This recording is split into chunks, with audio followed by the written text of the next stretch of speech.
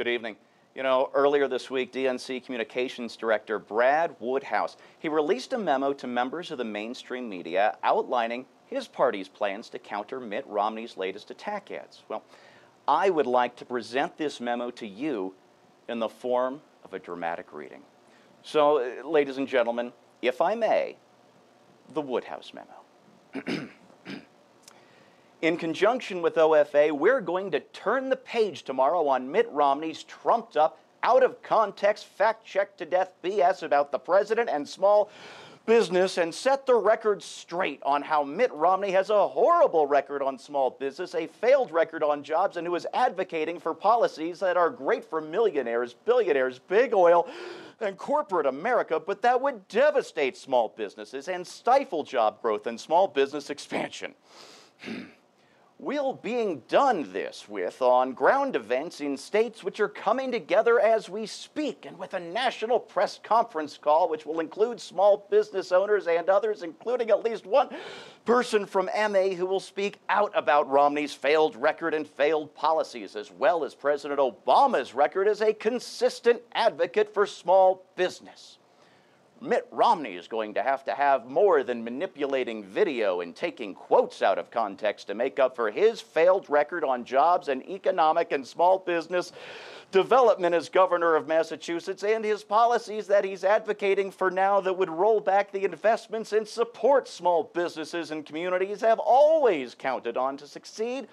As governor of Massachusetts, you need look no further than Mitt Romney finishing 47th out of 50 in jobs, manufacturing plummeting to know Mitt Romney's tenure was a disaster for small businesses in the Bay State. He left Massachusetts with the highest per capita debt in the nation and created or raised over 1,000 taxes and fees that came to $750 million a year. Taxes and fees that fell largely on the middle class and small businesses. If you're the governor that raised a fee on milk and attempted to impose a $10 fee for state certificate of blindness, it becomes clear why Mitt Romney doesn't want to talk about his record as governor on jobs or the economy or budget and taxes, and he slashed job training programs and cut manufacturing extension partnerships, both devastating to small business development. What's worse is that Romney wants to take his failed approach national, where he's pledged to slash the budget so deeply to pay for tax breaks for millionaires like himself, he'd devastate the very investments needed for businesses of any size to succeed, especially small businesses.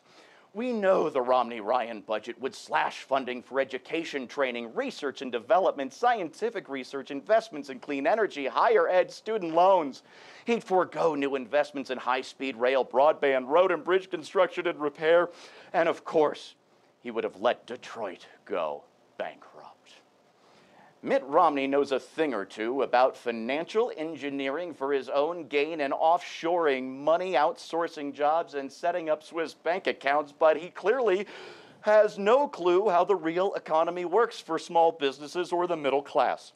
If Mitt Romney thinks that communities and small businesses can succeed strictly on their own, he needs to acquaint himself with the real world where businesses depend on an educated workforce, Rand D., and solid infrastructure, everything from broadband to road, bridges, and rail.